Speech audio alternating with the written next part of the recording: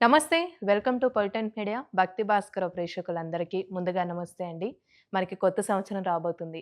మరి కొత్త సంవత్సరంలో 12 రాశుల వారికి ఏ విధంగా ఉంటుంది? ఎలాంటి పరిహారం చేసుకోవాలి? అసలు ఎలాంటి విషయాల్లో జాగ్రత్తగా ఉండాలి?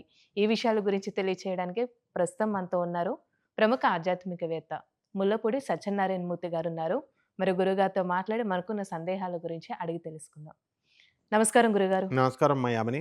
గురుగారు 2026 రాబోతుంది. అయితే ఈ సంవత్సరం మొత్తం చూసుకున్నట్లయితే, ఈ సంవత్సరంలో నాకు పెళ్లయితుందా అని కొంతమంది అనుకుంటూ హ్మ్. ఉంటారు. కొత్త ఉద్యోగం వస్తుందా అని. ఒక్కొక్కళ్ళకి ఒక్కొక్క కోరిక ఉంటుంది. సమస్యలుంటాయి. వచ్చే సంవత్సరమైనా తీరిపోతాయా అని. అయితే ఇప్పుడు మనం 12 రాశుల వారికి చూసుకున్నట్లయితే అసలెలా ఉంటుంది? గ్రహాల స్థితిగత అనుకోవచ్చు. అవి ఎలా ఉంటాయి? మనం జనరల్‌గా చెప్పాలంటే మన సాంప్రదాయం ప్రకారం ఉగాది రోజే అన్నీ తెలుసుకుంటూ ఉంటాం. కానీ ఈ సంవత్సరం గూడా ఎలా ఉంటుందని తెలుసుకోవాలనిపిస్తుంది గాబట్టి ఒకసారి తెలియచేయండి. ఆంగ్లనామ సంవత్సర 2026 రాశి ఫలాలన్నమాట ఇవి. అంటే తెలుగైతే ఉగాది నుంచి చెప్పుకుంటాం. ఇది ఇంగ్లీష్ పద్ధతి కాబట్టి జనవరి నుంచి డిసెంబర్ వరకు 2026లో. ముందుగా మనము ఏ ఏ గ్రహాలు ఏ ఏ రాసుల్లో ఉన్నాయో చెప్దాం. ప్రధానమైనటువంటి గ్రహాలు.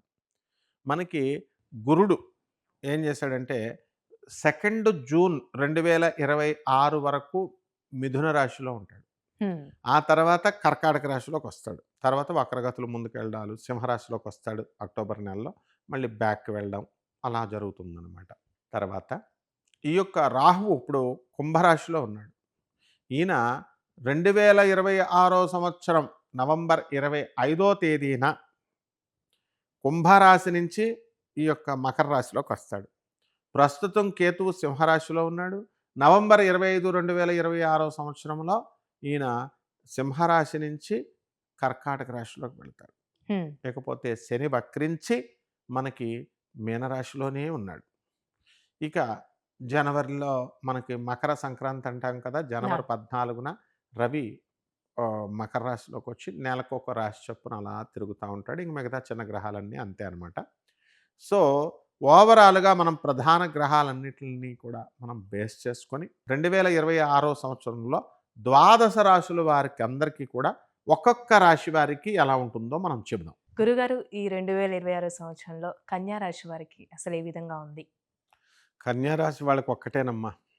ఏంటిదండి? అన్నీ ఉన్నా ఐదోతనం లేదు అని సామెత ఉంది చూసావా? హ్మ్. భర్తుంటాడు, కాపురాలు చేయరు. ఇల్లుంటుంది, ఇంట్లో రోజు ఫైటింగ్‌లు. హ్మ్. బయట హోటల్‌లో భోజనాలు.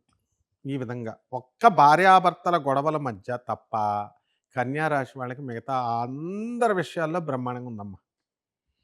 నేను 2025 సంవత్సరంలో క్లియర్‌గా నా శిష్యుడికి చెప్పా. కన్యా రాశి వాళ్ళు బీ కేర్‌ఫుల్. ఉద్యోగం కావాలండి గురుగారు, ఉద్యోగం రావట్లేదండి 10 ఏళ్ల నుంచి అంటారు. ఎందుకు రాదురా అప్లై చేసావా అంటే అప్లై చేయరు.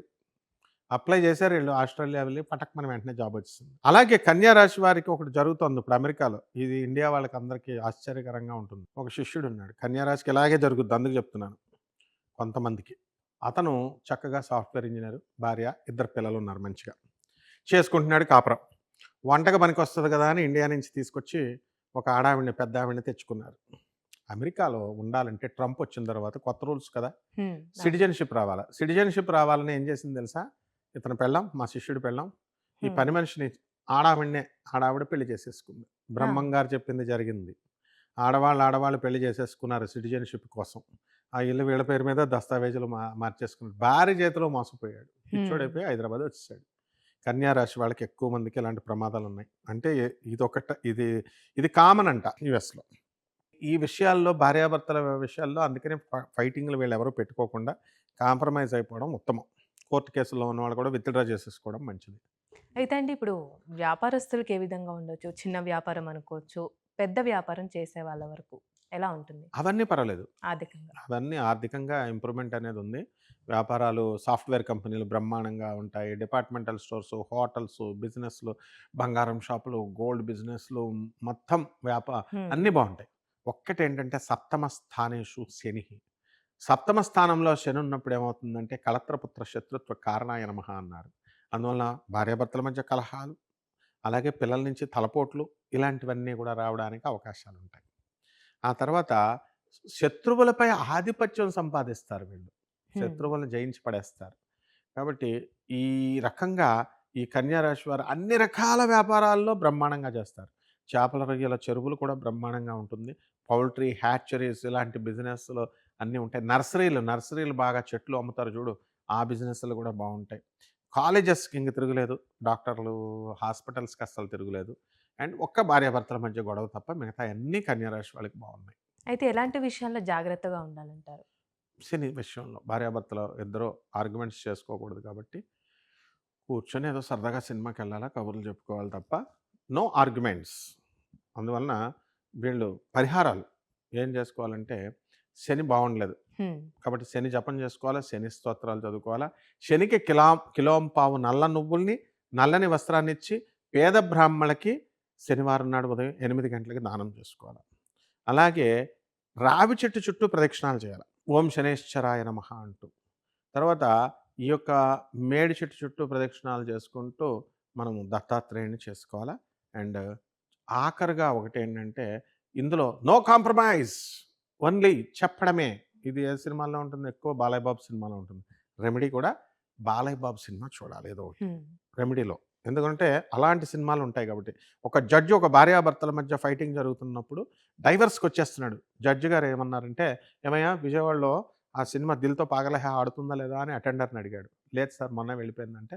"ఎక్కడ ఆడుతుందో కనుక్కో" అన్నాడు. హ్మ్. అని ఈ దంపతుల్ని ఆయన సినిమాకి పంపించాడు. నేను స్టన్ అయిపోయాను. ఏమిటి అని. It's a remedy.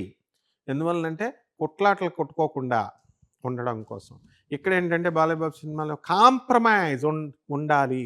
మామూలు ఏక ఏకపక్షంగా వెళ్తే భార్యాభర్తలు విడిపోతారు. కాంప్రమైజ్ ఉండాలి కాబట్టి ఇది కూడా ఒక రెమెడీ. రెమెడీ అంటే అస్తమాను దేవుళ్ళు గుళ్ళు, చెట్ల చుట్టూ, పుట్టల చుట్టూ, గుళ్ళ చుట్టూ తిరగడం కాదు. బాలయ్య బాబు సినిమా చూడడం కూడా ఒక రెమెడీ అమ్మ.